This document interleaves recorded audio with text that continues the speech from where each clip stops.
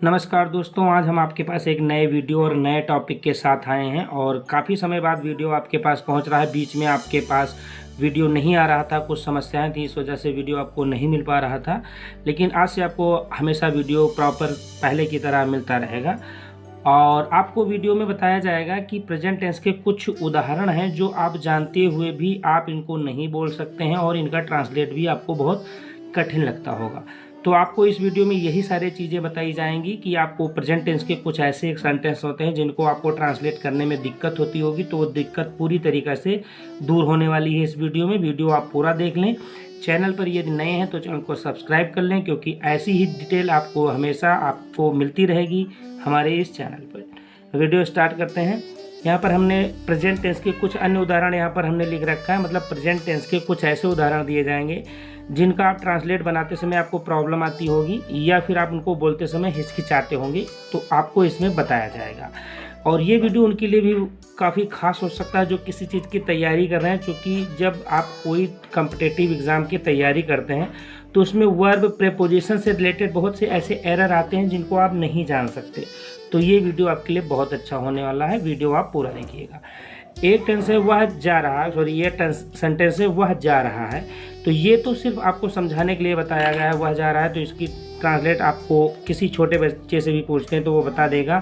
इसका जो ट्रांसलेट होगा वो होगा ही इज़ गोइंग, ये होगा इसका ट्रांसलेट।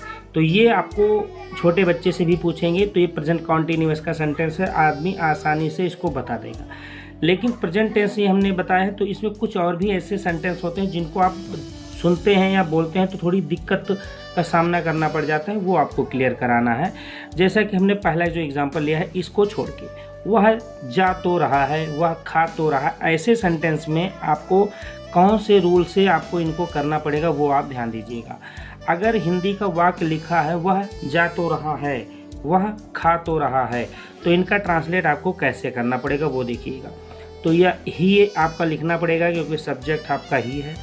सब्जेक्ट एक वचन है तो इज़ आपको यूज़ करना पड़ेगा।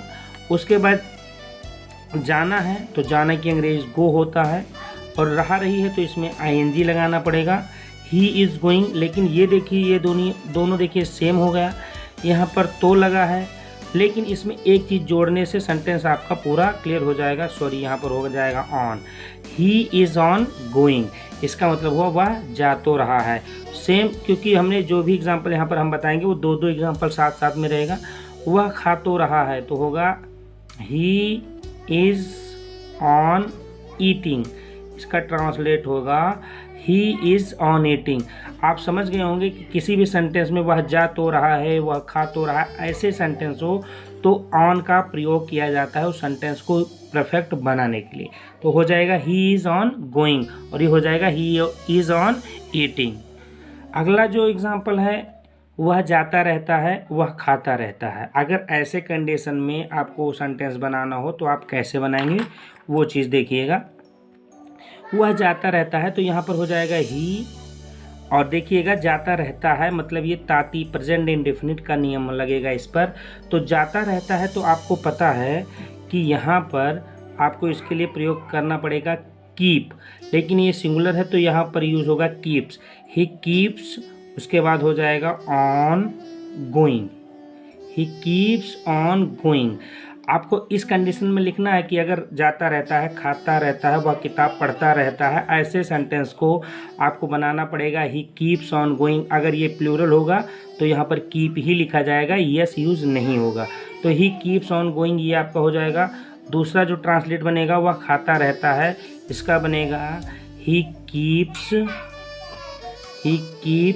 ऑन ईटिंग, वह खाता रहता है, कीप्स ऑन ईटिंग, ये इसका ट्रांसलेट होगा। अब आप समझ पा रहे होंगे कि अगर वह जाता रहता है, वह खाता रहता है, इसका ट्रांसलेट बनाना है तो आपको कैसे बनाना पड़ेगा। इसमें सिंगुलर के साथ कीप्स और प्लूरल के साथ कीप का प्रयोग करना पड़ेगा, और साथ में ऑन जरूरी है लगाना, मैंडेटरी रहेगा। उसके बाद आईएनजी फॉर्म यूज होगी। अगला जो सेंटेंस है, वह जाने को है, वह खाने को है, वह आने को हो। अगर ऐसे सेंटेंस आपको दिए हों तो उनका ट्रांसलेट आप कैसे बनाएंगे वो आप देखिएगा। यहाँ पर वह सिंगुलर है तो आपको ही यूज़ होगा, आप ही यूज़ करेंगे। यहाँ पर है तो आप इज़ यूज़ करेंगे, ही इज़। उसके बाद आपको जाने की इंग्लिश होती है गो, तो ही इज़ गो तो होगा नहीं, इसमें कुछ चीज़ें और आपको जोड़नी पड़ेगी। तो जहाँ पर वह जाने को है, वह खाने को है, तो आपको यहाँ पर टू यूज़ करना पड़ेगा। तो आपका परफेक्ट जो ट्रांसलेट होगा ही इज़ टू गो, ये आपका ट्रांसलेट होगा वह जाने को है। सेम आपका ये भी रहेगा वह खाने को है, ही इज़ टू ईट। अब आप ध्यान दीजिएगा, हमने यहाँ सारी चीज़ें सिंगुलर ली हैं। अगर प्लूरल होगा तो अगर ये प्लूरल होगा, जैसे दे होगा तो आर टू गो हो जाएगा, दे है तो दे आर टू ईट हो जाएगा। तो वो डिपेंड करता है, सिंगुलर है तो इज़ यूज़ करेंगे, प्लूरल है तो आप आर ई का यूज़ कर सकते हैं। तो ये भी आपको आसानी से समझ में आ गया होगा। अब अगला सेंटेंस देखते हैं। सेंटेंस है अगला जो है, वह जाने ही वाला है, वह पीने ही वाला है। ऐसे कंडीशन में आपके सेंटेंस जो होंगे तो इनका जो ट्रांसलेट होगा, जैसे वह जाने ही वाला है, वह पीने ही वाला है, तो इनका ट्रांसलेट आपको कैसे करना पड़ेगा। यहाँ पर सिंगुलर सब्जेक्ट है आपका, तो ये सिंगुलर सब्जेक्ट होने के कारण आप पहले ही यूज़ करेंगे, आपको पहले से भी पता होगा।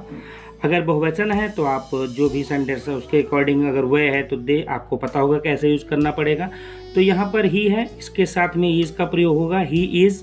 उसके बाद वाला ही वाला है अगर सेंटेंस आता है तो आपको एक चीज़ ध्यान रखना है, आपको अबाउट टू, आपको क्या यूज़ करना है, about to. He is about to, जाने की इंग्लिश होती है गो, तो हो जाएगी he is about to go, ये आपका ट्रांसलेट होगा। सेम आपका दूसरा भी ऐसे ही बनेगा, वह पीने ही वाला है, ही इज़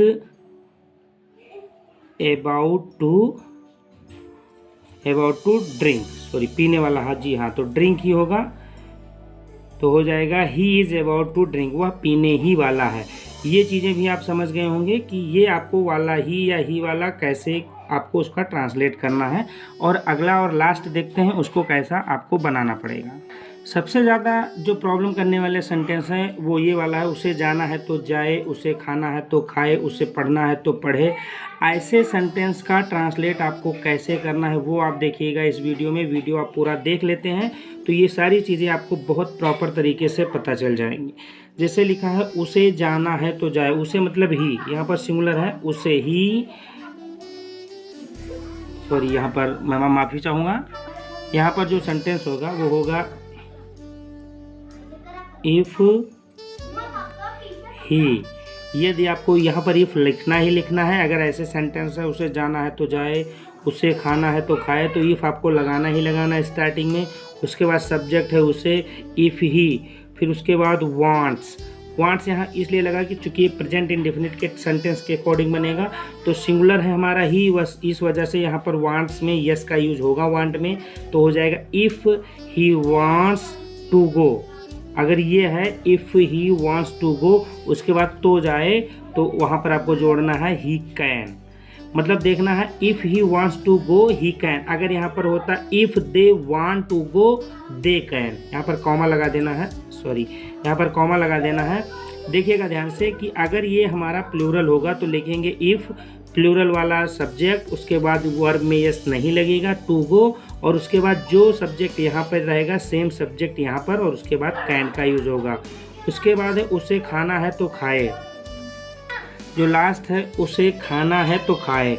अब ये आपने बना लिया तो ये भी बनाने में बहुत आसानी होगी, क्योंकि इसमें भी कोई आपको प्रॉब्लम नहीं आनी चाहिए। तो इसको लिखेंगे if he wants to eat, if he wants to eat he can, ये आपका इसका एग्जाम्पल हो जाएगा। तो ये चीज़ें आप समझ गए होंगे कि अगर कुछ प्रेजेंट टेंस जो हमने इस एग्जाम्पल में बताया वो आपको कैसे ट्रांसलेट करना है, वो आप बहुत आसानी से समझ गए होंगे। यदि वीडियो अच्छा लगे तो चैनल को सब्सक्राइब कर लें, जिससे मैं आपको ऐसी ही नॉलेजेबल वीडियो देता रहूं। धन्यवाद।